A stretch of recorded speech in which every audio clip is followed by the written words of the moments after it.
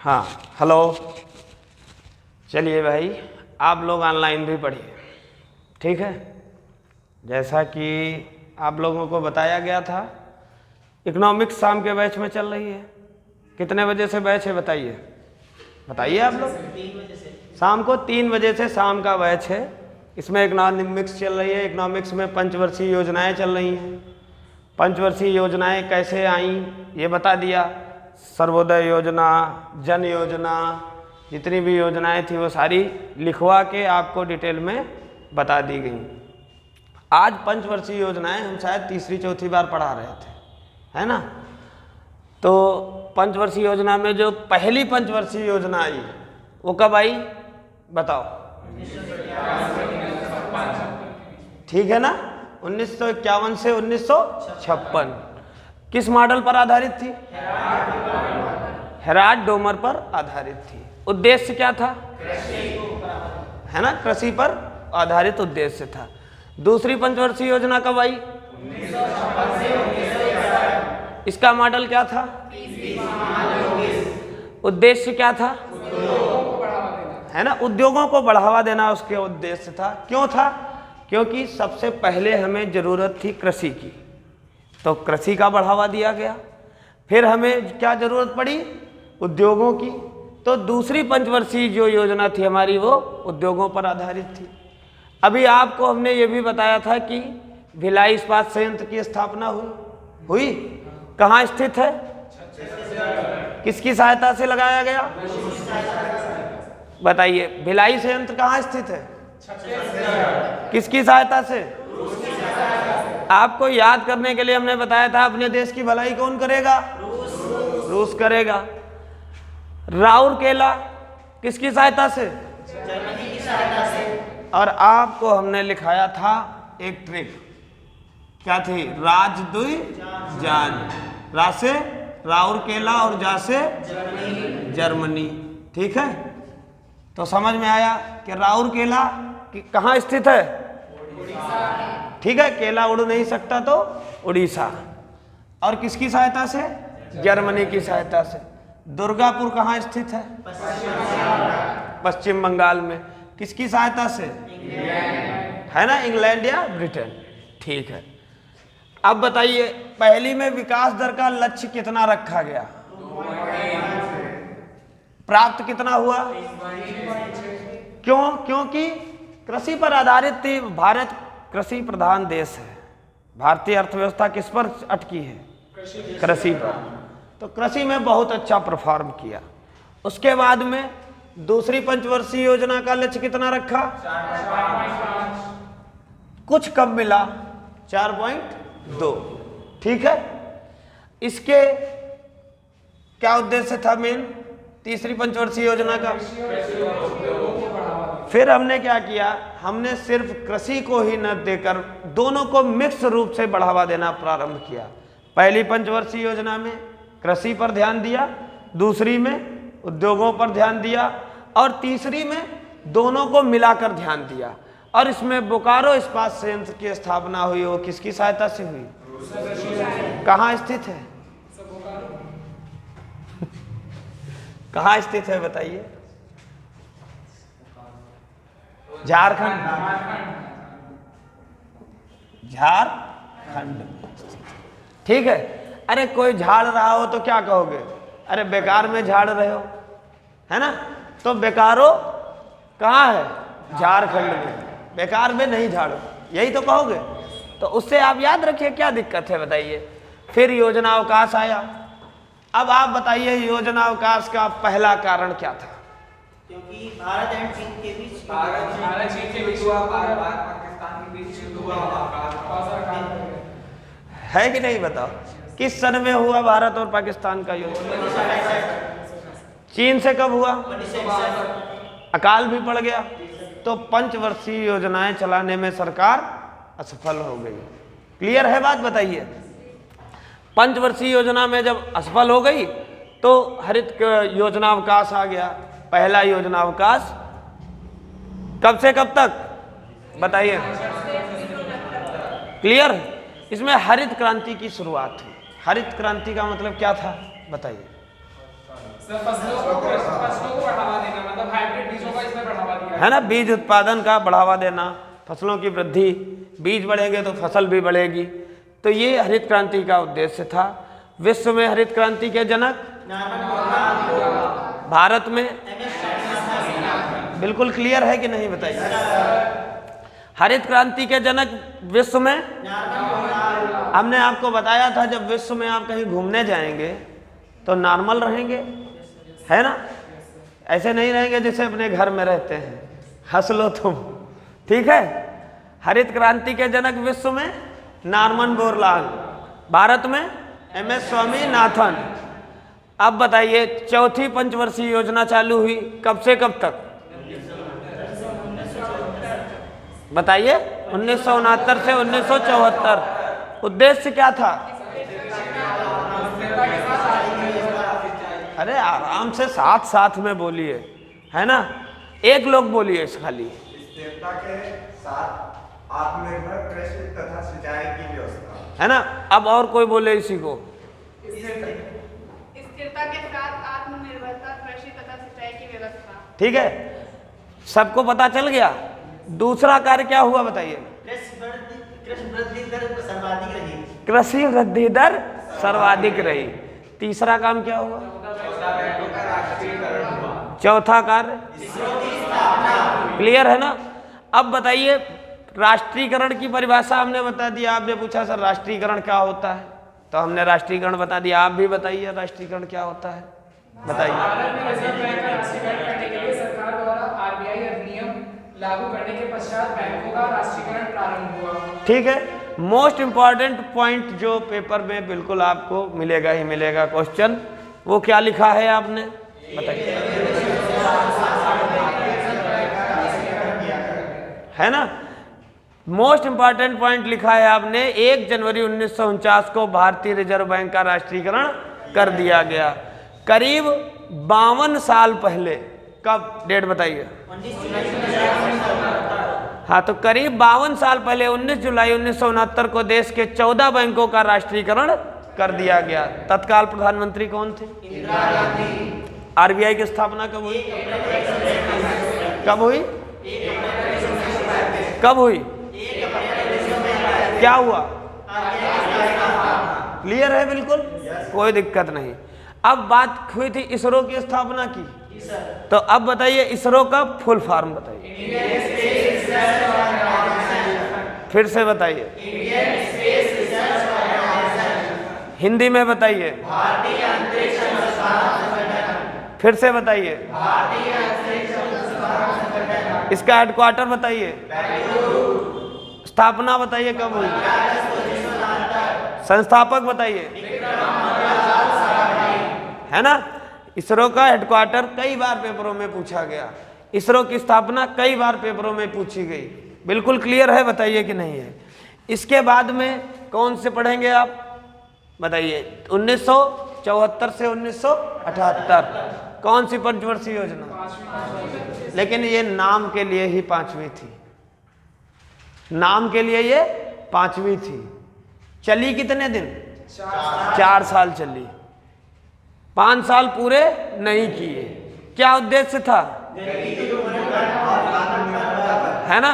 अभी देखो ट्रिक भी आप लोगों ने बनाई है, 1 2 3 4 5, यहां देख लो 1 2 3 4 5 है गरीबी उन्मूलन। ट्रिक हमारी सही है कि नहीं? एक लाइन में आपको इन सारी योजनाओं के जितने भी उद्देश्य हैं सिर्फ महज 7 से 8 अक्षरों में तुम्हें तैयार करवा देना है। पहले डिटेल से पढ़ लो, उसके बाद उसका मतलब निकालना समझ जाओगे अपने आप। तो बताओ पहली बार किसका नारा दिया गया? पहली बार गरीबी हटाओ का नारा दिया गया, बिल्कुल ठीक।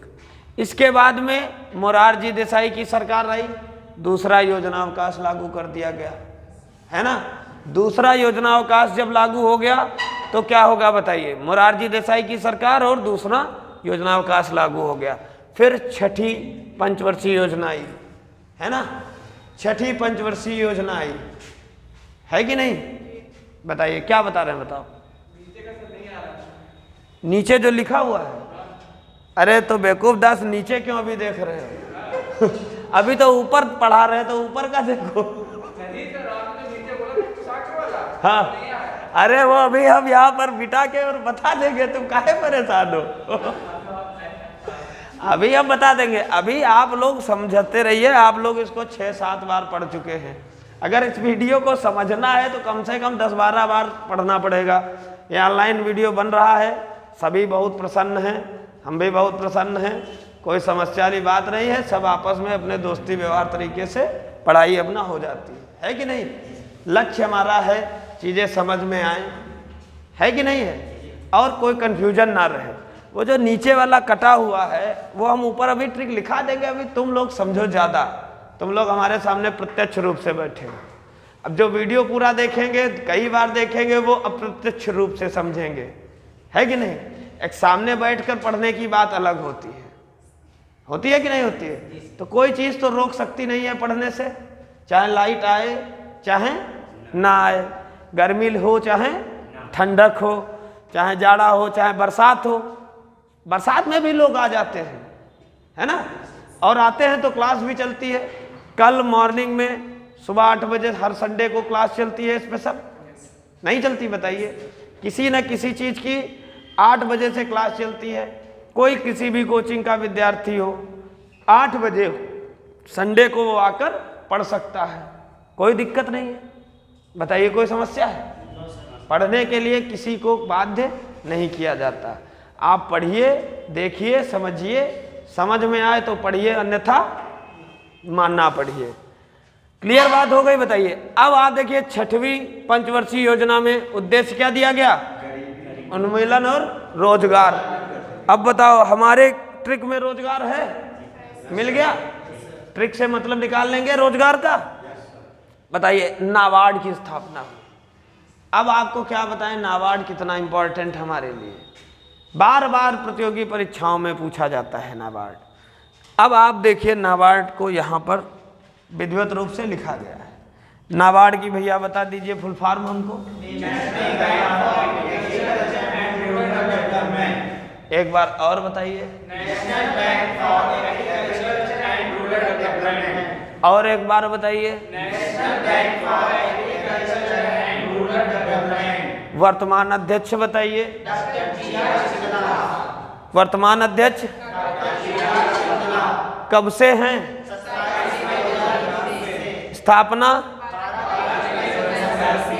ठीक है। किसकी बात हो रही है? नाबार्ड की। प्रथम अध्यक्ष है ना, कुमारी हैं, आप कुमारी ही लिख लीजिए।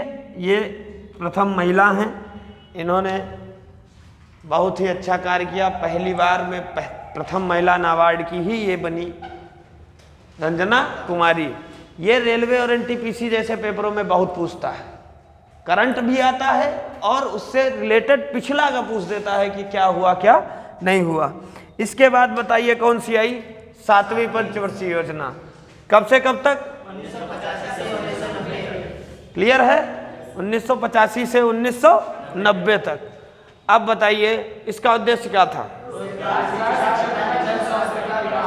है ना, रोजगार, शिक्षा तथा जन स्वास्थ्य का विकास। यहां पर लिखा है, यहां पर नहीं लिखा। 7वीं पंचवर्षीय योजना। गरीबी माप सबसे पहले इसी योजना के दौरान लकड़वाल समिति के द्वारा हुई थी। गरीबी की माप यहां पर की लिख लीजिए। गरीबी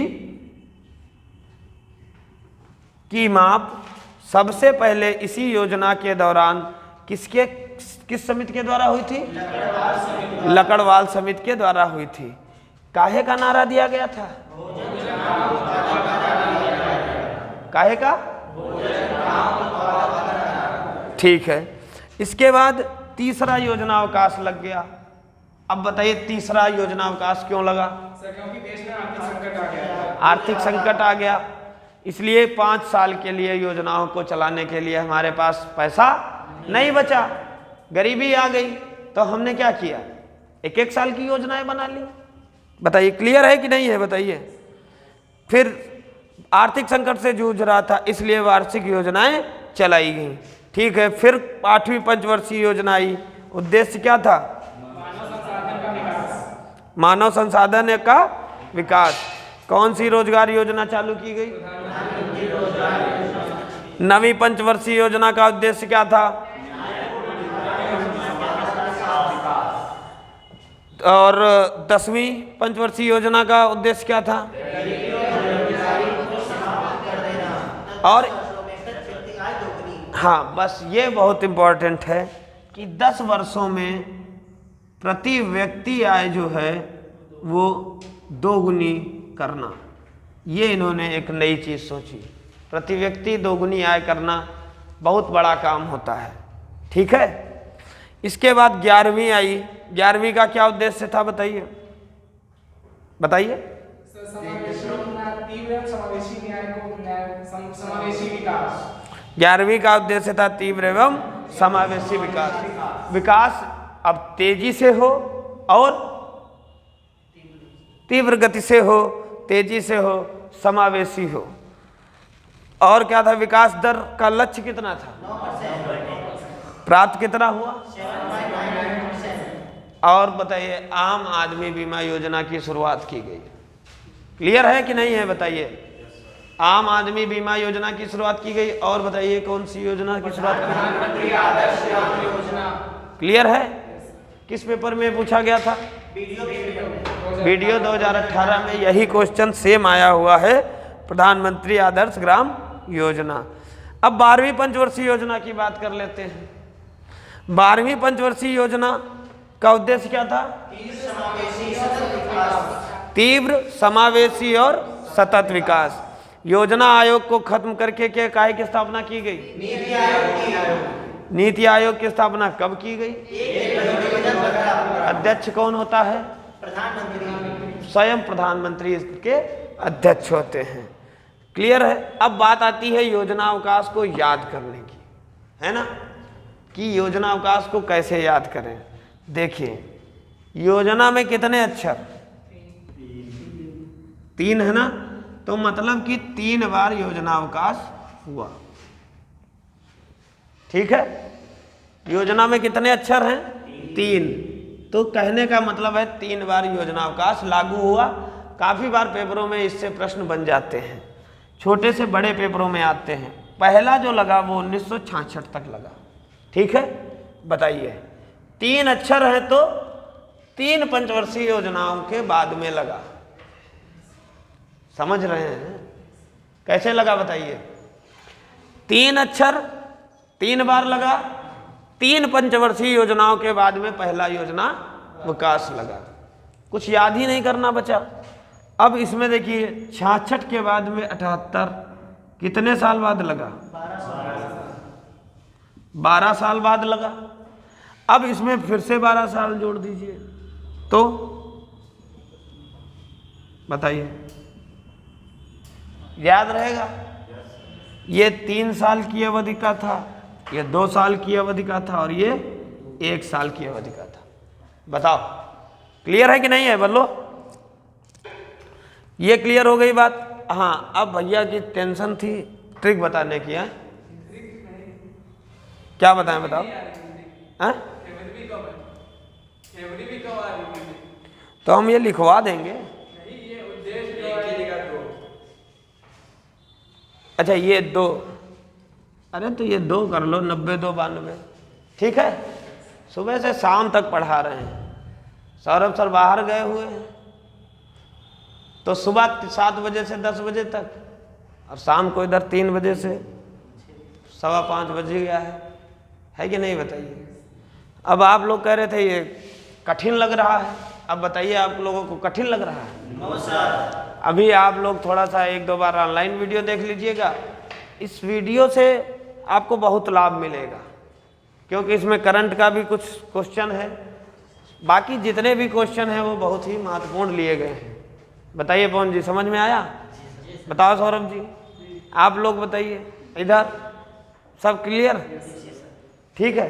टेस्ट भी होने वाला है मैथ का, उसकी भी तैयारी करते रहिए, है कि नहीं? मेहनत करते रहिए, पूरी 100% गारंटी है कि नहीं? बताइए, सब कुछ समझ में आता है कि नहीं? बोलो तो। बताते नहीं हो। आता है समझ में? कोई दिक्कत? कोई डाउट हो तुरंत पूछिए, तो उसका तुरंत का तुरंत निवारण कर दिया जाएगा, है कि नहीं? 10 मिनट पहले आ जाइए क्लास से, यहाँ जो टीचर अवेलेबल हों उनसे आप जानकारी ले लीजिए। ठीक है? ठीक है, लाइक कर दीजिए, सब्सक्राइब कर दीजिए, लगातार देखते रहिए वीडियो को। ठीक है? अगर कोचिंग आकर आप ऑनलाइन ऑफलाइन पढ़ रहे हैं तब तो कुछ कहने की बात ही नहीं है, तो इसमें किसी भी प्रकार का कोई शक नहीं है कि आपसे सफलता तनिक भी दूर रह जाएगी, है कि नहीं?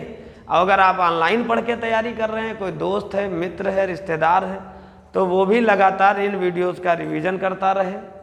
ठीक है? और निश्चित ही उसको भी सफलता मिलेगी, क्वेश्चन यहाँ से बाहर नहीं जाएगा।